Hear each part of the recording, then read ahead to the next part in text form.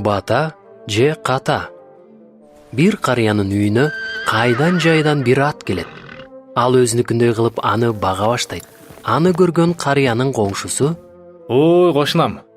Бул чын эле сиз үчүн абдан жакшы болду. Мына, бата деген ушул да.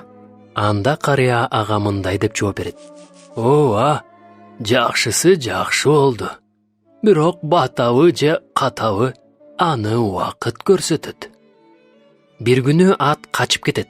Анан баягы эле коңшусу кайрадан: Аксакал, бул чынында эле сиз айткандай ката экен. Катабы же батабы убакыт көрсөтөр. Бир апта өткөн соң баягы ат кайра кайтып келип калат. Бирок мунусунда ал өзү жалгыз эмес, өзү менен кошо бир үйүр жылкы ээрчитип келиптир. Ошондо коңшусу көз арта: Коңшум, бул бата экени көрүнүп турбайбы? Бул чын эле сизге абдан бата болду. Мында да аксакал токтоолук менен: Билбейм, бул батабы же катабы. Эртеси күнү анын уулу ошол атты минип бара жатып жыгылып түшөт да бутун сындырып алат. Коңшусу кайрадан кейип кепчип мындай деп баштады: Аксакал, кандай гана начар жаман иш болду. Аттын сизге келгени чынында ката эле болуптур.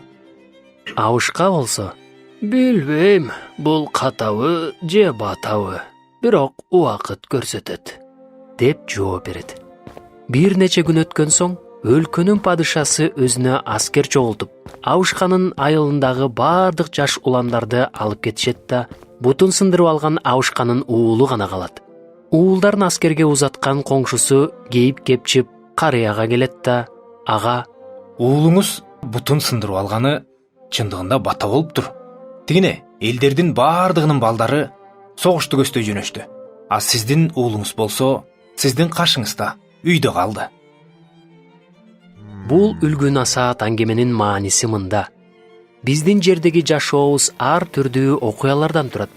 Жана аларга биз өзүбүз оң же терс баа беребиз. Же бул ибараттагы аксакалдын коңшусуна окшоп, жашообузда кездешкен кырдаалдардан батаны же катаны издебестен, ой жүгүртүп эле отура бербестен, ошол кырдаалда кандай аракеттерди кылуу керек экендигин чечип, ишке киришсек болот.